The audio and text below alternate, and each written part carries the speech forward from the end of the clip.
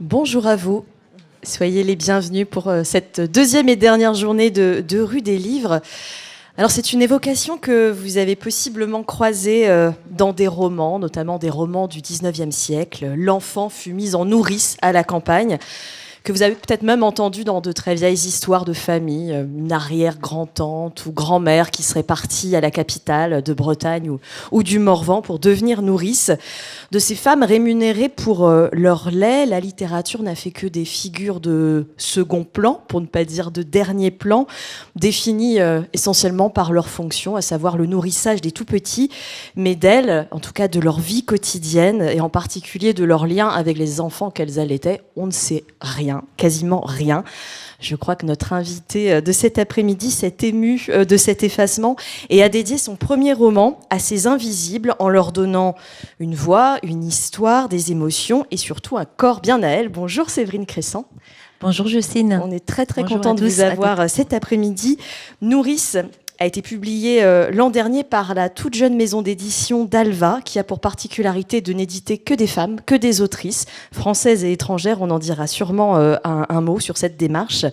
Nourrice au pluriel, parce que si on suit dans ce roman principalement le personnage de Sylvaine, dont on va parler, on rencontre aussi les femmes de son village qui font vivre leur famille grâce au commerce de leur lait maternel, des mères de lait, comme on disait. Mais votre livre explore aussi d'autres maternités. On y croise notamment des filles mères, des petites bonnes engrossées par leur patron, des mères privées de leurs enfants, des enfants abandonnés, des enfants adoptés. Il y a autant du roman social que du conte fantastique dans Nourrice, qui joue avec nos sens et qui donne au vivant toute sa place et toutes ses formes. Vous allez, j'espère, l'entendre pendant ces 30 minutes. Alors Séverine, disons-le tout de suite, ce n'est pas un roman historique que vous avez écrit. L'intrigue d'ailleurs, elle n'est pas datée, elle n'est pas située exactement comme dans les contes. Il n'empêche que vous donnez à voir un système économique, mercantile même, sur lequel on imagine que vous vous êtes un peu documenté tout de même. De quel côté vous êtes allé chercher ?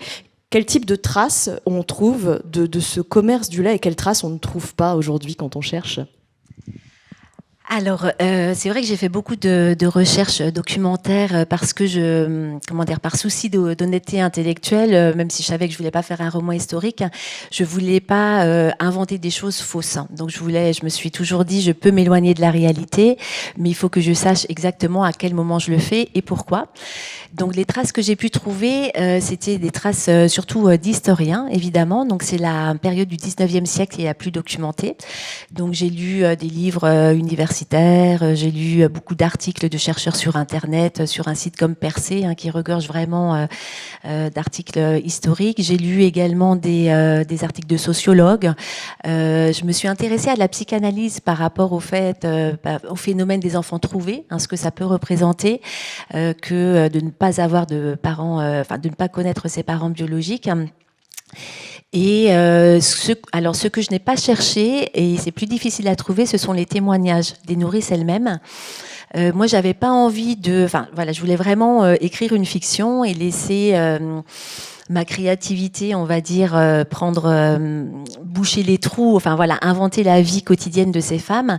Et dans les faits, je crois que de toute façon, je n'aurais pas trouvé parce que, comme vous le disiez justement, ces femmes qui ont pourtant été extrêmement nombreuses ont été complètement invisibilisées et leur métier, qui était pourtant extrêmement important, puisqu'elles assuraient la survie des nourrissons, était dévalorisé et voire méprisé.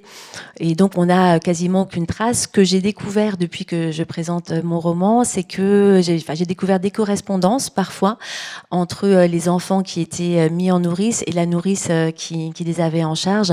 Mais voilà, c'était des choses assez quotidiennes sur comment la vie se passe. Et les seuls témoignages qu'on peut avoir, ce sont des témoignages oraux. De grand-mère ou d'arrière-grand-mère, et donc c'est une tradition orale, mais ce n'est pas une tradition écrite. On parle d'allaitement mercenaire, cette expression m'a beaucoup frappée. Il y a d'autres noms et expressions désuètes qui retiennent l'attention à la lecture de Nourrice. Le bureau des nourrices, on croise un meneur aussi dont vous faites un personnage particulièrement vil et véreux. On croise aussi une recommandaresse. Qui sont ces personnes, ou plutôt quelles étaient les clés de voûte de l'organisation de cet allaitement mercenaire, donc avec beaucoup de guillemets? Alors c'est vrai que l'expression d'allaitement mercenaire, moi aussi, elle m'a surprise quand je l'ai découverte. Donc ça désigne vraiment le fait d'être payé pour vendre son lait. Et quand on pense à la nourrice, en général, aujourd'hui, on a une image un peu d'Épinal, de se dire, voilà, c'est une femme qui prend soin, enfin c'est la nounou, quoi.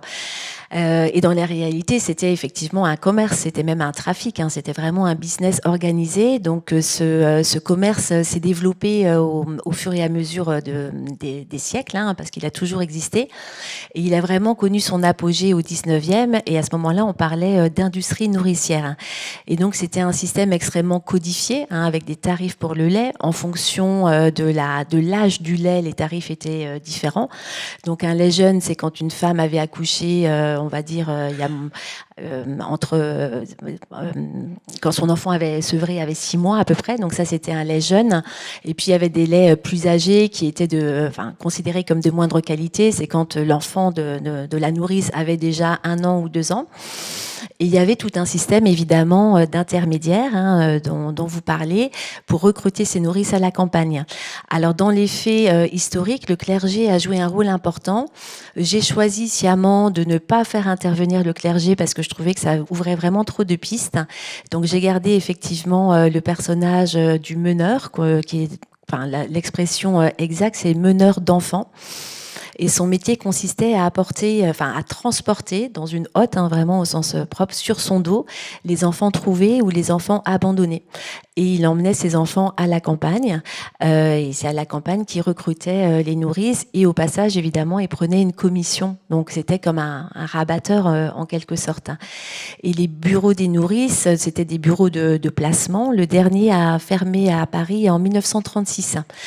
Donc c'est quelque chose qui est encore assez récent dans l'histoire, même si, voilà, au début du XXe siècle, c'était plutôt ce qu'on appelait des nourrices sèches, c'est-à-dire des nourrices qui n'allaitaient plus, mais qui prenaient quand même en charge les soins à donner aux enfants. Si on met un instant de côté les enfants abandonnés, trouvés, et qu'on considère les enfants confiés, il y a quand même un grand pourquoi dans cette organisation qu'une scène de votre roman fait particulièrement fortement ressortir, je trouve.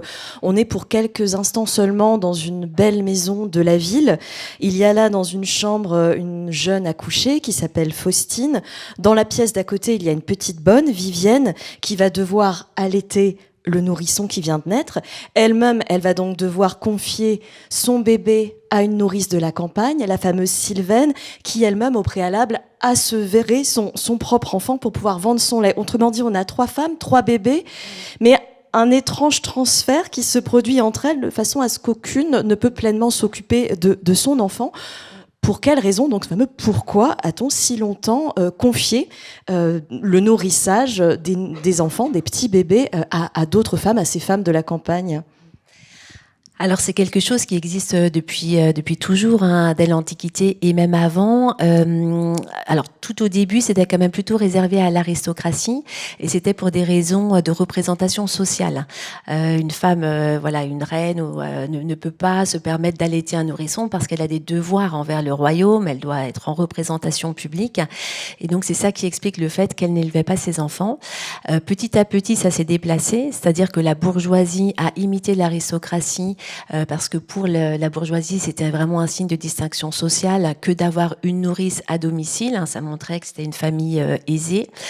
Et à la fin, au moment de la révolution industrielle, ce sont les femmes de commerçants, les femmes d'artisans, les ouvrières qui ont commencé aussi à envoyer leurs enfants à la campagne pour des raisons économiques.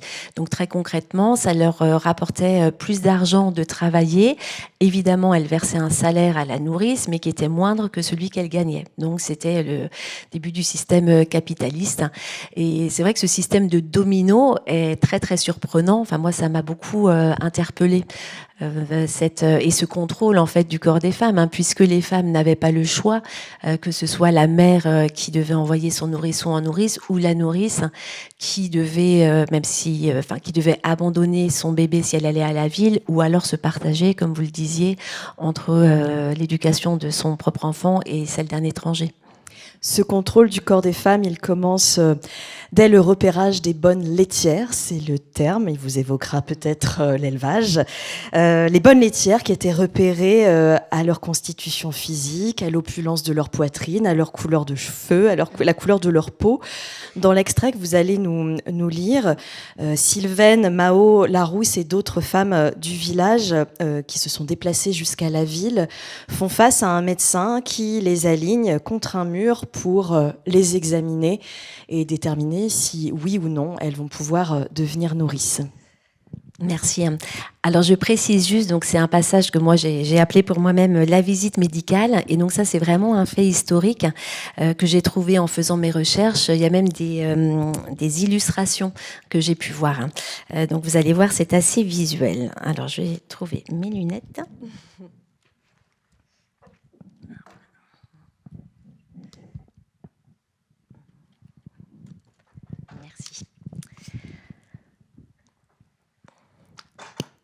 Torse dénudé et bas du corps dissimulé sous des jupes bouffantes, les femmes ressemblent à des clowns grotesques.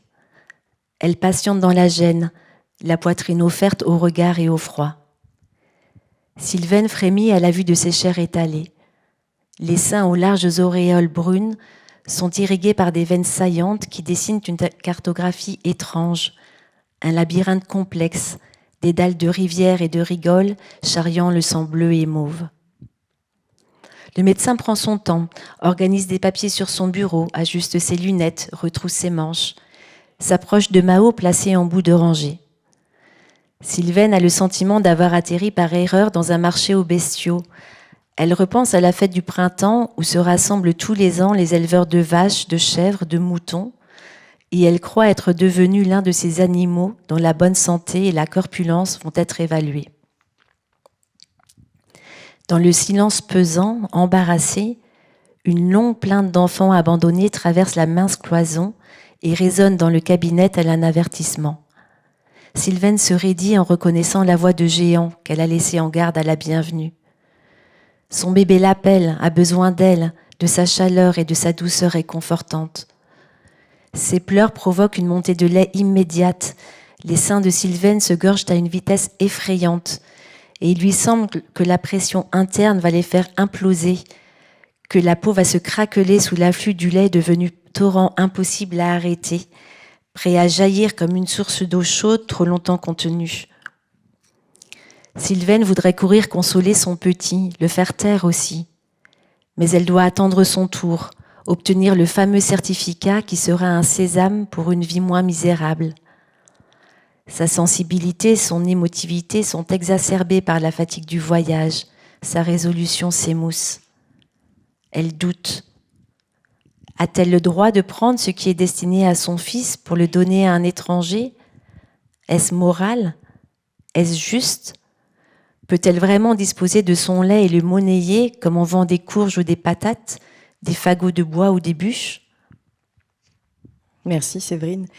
Ce personnage de Sylvaine, il n'est pas du tout anodin qu'on la découvre en ouverture du roman sous les traits d'une femme très instinctive, très animale, qui est réveillée en pleine nuit par le petit toquement à la fenêtre d'un oiseau qui va la guider mystérieusement jusqu'à une clairière où l'attend un bébé abandonné. Qu'est-ce qu'elle incarne pour vous, cette femme, Sylvaine ?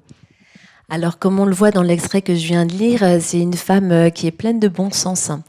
Elle n'est pas éduquée, elle ne sait pas lire, elle ne sait pas écrire, et ça ne l'empêche pas de se poser justement des questions éthiques et morales. C'est avant tout une femme qui est très instinctive. Elle a beaucoup d'intuition et elle est vraiment en connexion, voire en symbiose avec la nature qui l'entoure. Elle vit dans une chaumière avec son mari Andoche qui est bûcheron. C'est comme si, pour moi, elle incarne un peu la terre-mère, si je peux dire. Je pense à la mythologie grecque dans laquelle la terre était Gaïa et le ciel était Ouranos. Et pour moi, elle incarne cette mère nourricière, généreuse, prête à accueillir tous les enfants qui lui sont confiés. Elle va développer une affection pour un enfant abandonné de façon extrêmement naturelle. Et elle est, voilà, pour elle, l'amour se multiplie en fonction des différents enfants qu'elle rencontre. C'est un personnage qui est très simple et en même temps, elle est très courageuse également, puisqu'elle va essayer, alors je ne vais pas dire se rebeller, c'est un petit peu exagéré, mais en tout cas de s'affranchir, de s'émanciper en quelque sorte du contrôle que l'on veut exercer sur son corps. Entre Sylvaine et cette petite fille abandonnée qu'elle trouve dans la forêt, un lien va se créer immédiatement et leur rencontre est extrêmement sensorielle. Elle va avoir le réflexe, ou en tout cas l'élan de l'allaiter, de la mettre au sein. Et là, peut-être que des personnes dans la salle commencent à se dire « Oh là là, sur l'allaitement, ça va tomber encore, ça va être un roman sur l'instinct maternel, le truc tout à fait naturel. » Eh bien, non. Comment on écrit sur l'allaitement, justement, sans tomber dans ce travers de la sacralisation du corps féminin, dans la célébration de ce prétendu instinct maternel? Alors, pour moi, l'objet de Nourrice, justement, c'est de remettre en cause cet instinct maternel. C'est pour ça que j'ai choisi différentes figures maternelles. Vous en parliez tout à l'heure, la fille mère qui n'a pas forcément envie, ou la possibilité d'élever son enfant. Moi, je suis persuadée que c'est une construction sociale et que le corps des femmes est assigné à un rôle, donc à un rôle de reproduction, et puis là, un rôle nourricier. Certaines peuvent le vivre avec, et c'est d'ailleurs plutôt le cas de Sylvaine, avec bonheur, mais ce n'est pas le cas de toutes les nourrices, bien sûr, parce qu'on voit aussi dans le roman les problèmes physiques que ça peut poser, le don que ça suppose aussi, de s'occuper d'un nouveau-né qui nous réveille tout le temps, la nuit, le jour. Moi, je voulais vraiment, en tout cas, inviter à réfléchir. Donc, je suis pas pro-allaitement. Il se trouve que moi-même, j'ai allaité et que j'ai apprécié cette expérience. Ce qui m'intéressait, en fait, c'était de m'interroger sur le lien d'attachement. Et c'est vrai que l'attachement à l'enfant peut se faire via cette relation qui est extrêmement intime, mais évidemment, il peut se construire autrement. Il peut aussi se construire, si on donne un biberon. C'est d'ailleurs la raison pour laquelle les pères, je crois, ont envie aujourd'hui de nourrir leur enfant également. Oui, ce qui m'intéressait, c'était que je me suis demandé, mais comment est-ce qu'on devient mère? Et est-ce que c'est forcément les liens du sang qui rendent mère? Est-ce que c'est le fait d'avoir porté l'enfant, de l'avoir mis au monde? Et je crois que c'est pas suffisant, qu'il faut que la relation se construise de part et d'autre. Et ça invite à réfléchir, je trouve aussi, sur peut-être les familles d'accueil ou les autres enfants dont on peut prendre soin, même si on n'est pas des parents biologiques. Votre langue, Séverine, elle est particulièrement sensorielle. Je pense que ça s'entendait dans l'extrait que vous avez lu. Vous arrivez à faire sentir le poids de seins gonflés de lait, la douleur des contractions de l'accouchement. Cette écriture, elle fait aussi entendre les couinements, les petits bruits de succion d'un nouveau-né, mais aussi le bruit de la pluie qui tape battante contre les carreaux, la lumière d'une lune rousse. Comment vous travaillez cette langue-là? Est-ce que c'est quelque chose de corporel pour vous d'écrire, pour que ça jaillisse comme ça? Alors j'ai une écriture très visuelle, je trouve, donc il faut déjà que je vois dans ma tête la scène.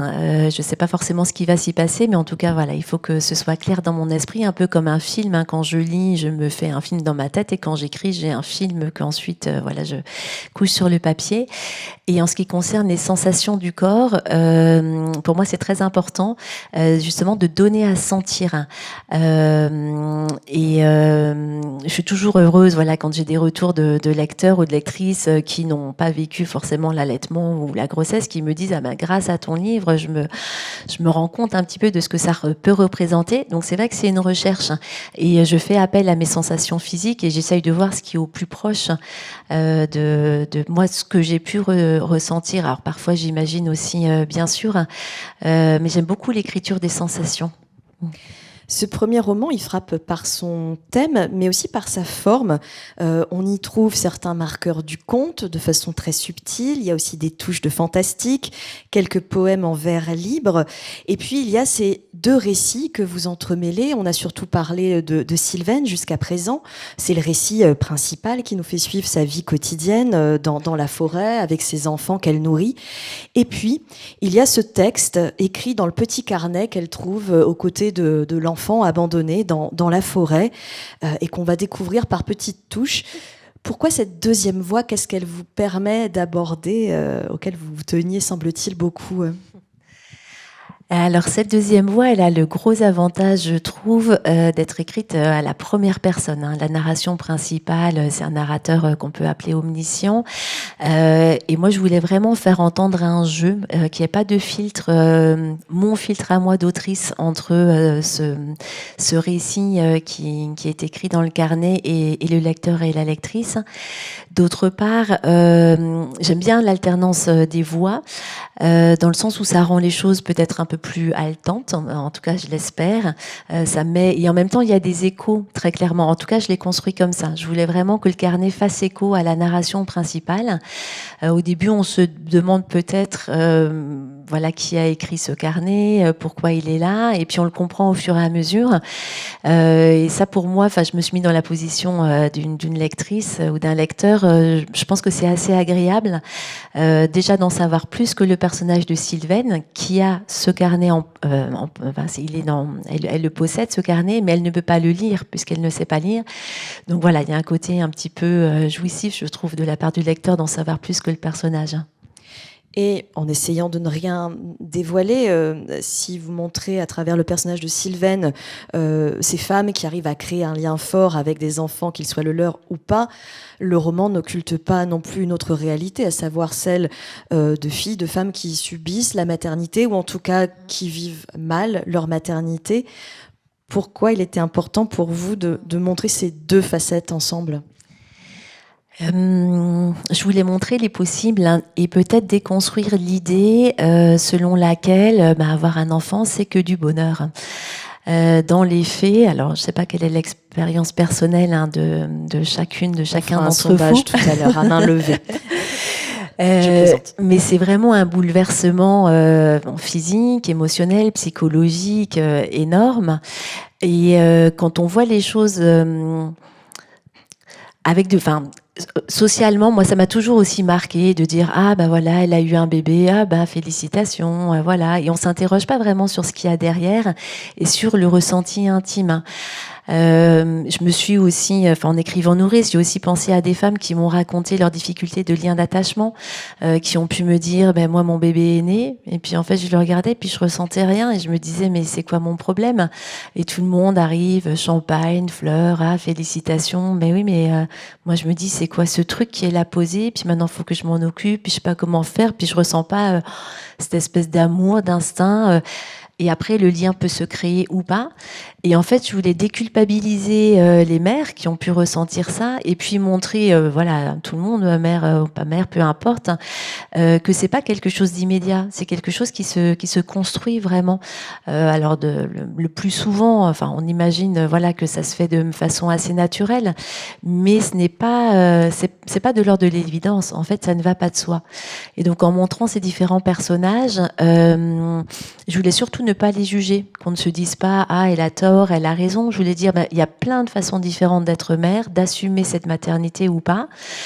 Et je trouve qu'aujourd'hui, il est socialement accepté pour un homme de ne pas être présent. Il y a beaucoup de familles monoparentales où c'est seulement la mère qui est là.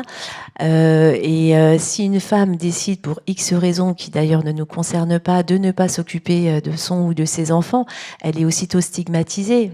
C'est contre nature. On va entendre des choses comme ça. C'est vraiment la mauvaise mère.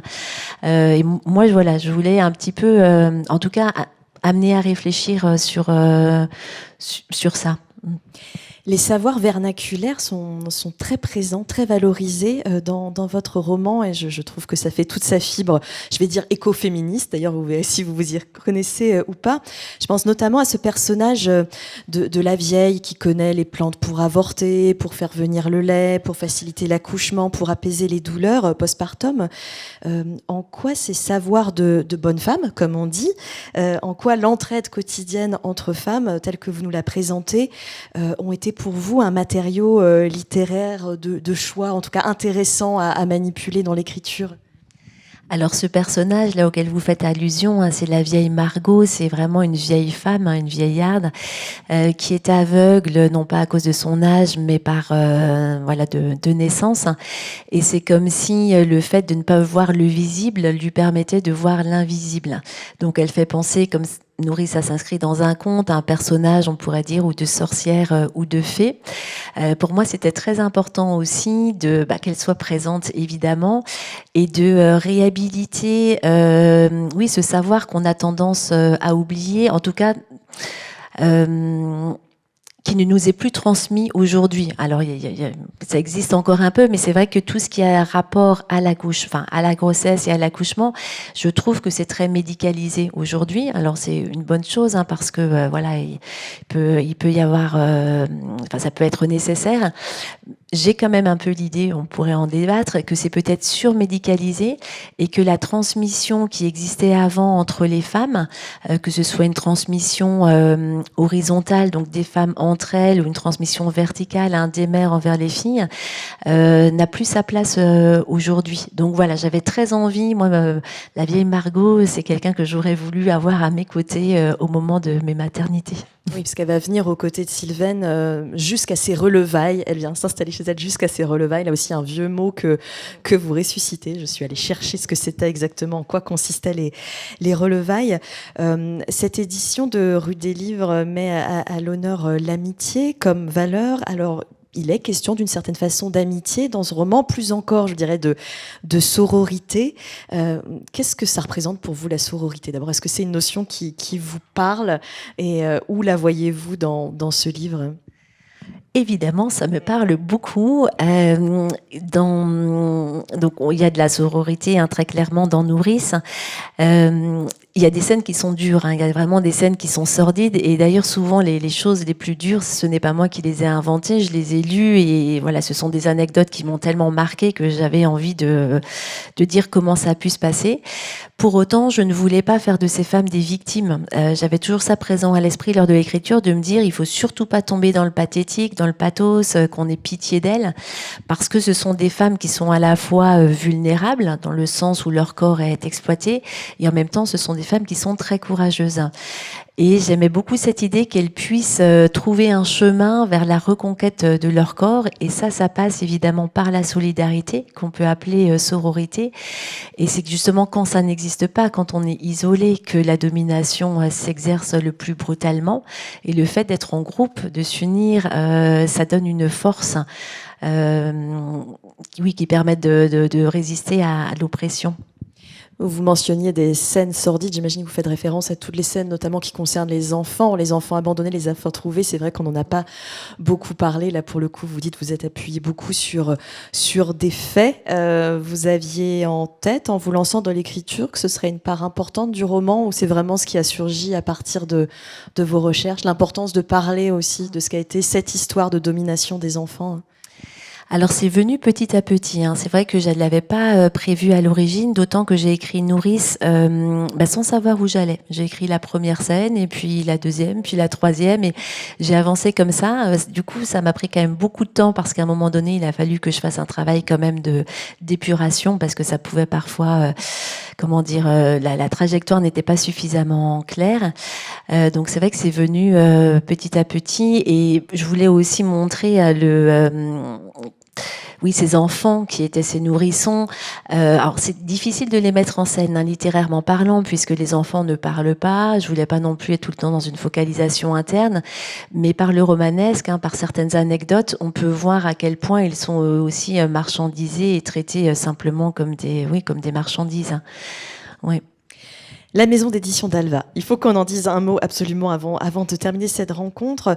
Maison d'édition qui a pour slogan « Les femmes écrivent le monde ». Est-ce que c'est un choix de votre part d'être publié par ces femmes qui font le choix de ne publier que des femmes ? Oui. Alors j'ai quand même envoyé mon manuscrit à différents éditeurs et j'avoue que je connaissais pas si bien d'Alva. Je connaissais un petit peu. J'étais pas sûre de rentrer parfaitement dans la ligne éditoriale. Maintenant que je connais beaucoup mieux la maison, je me dis ça ne pouvait être que ma maison. J'aime beaucoup ce parti pris déjà de ne publier que des autrices.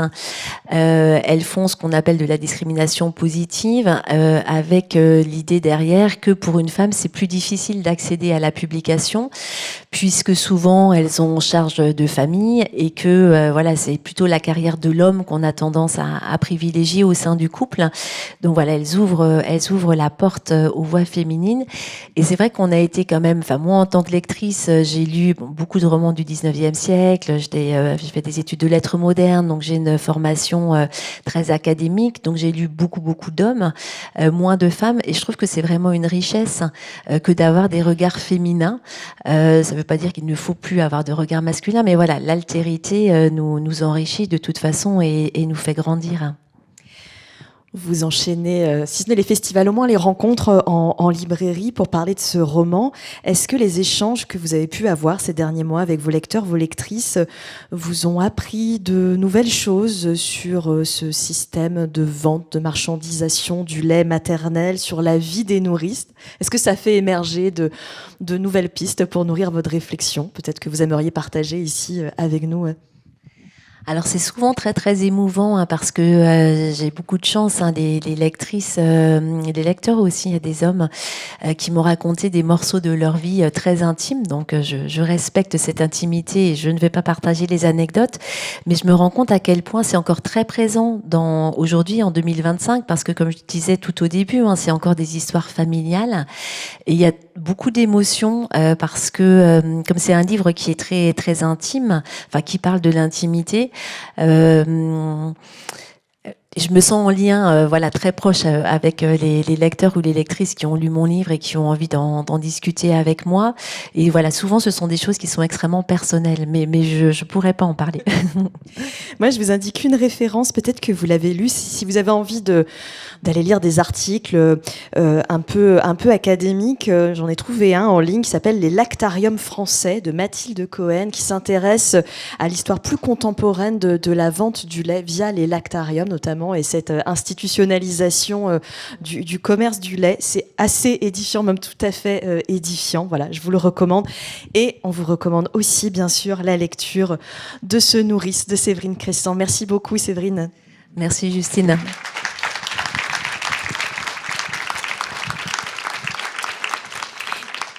Et merci beaucoup à vous. Si vous voulez prolonger l'échange et aller parler avec Séverine, elle sera fidèle à son poste au stand de la librairie Le Fayère une bonne partie de l'après-midi, je crois encore. Moi, je vous invite à aller la rencontrer, évidemment.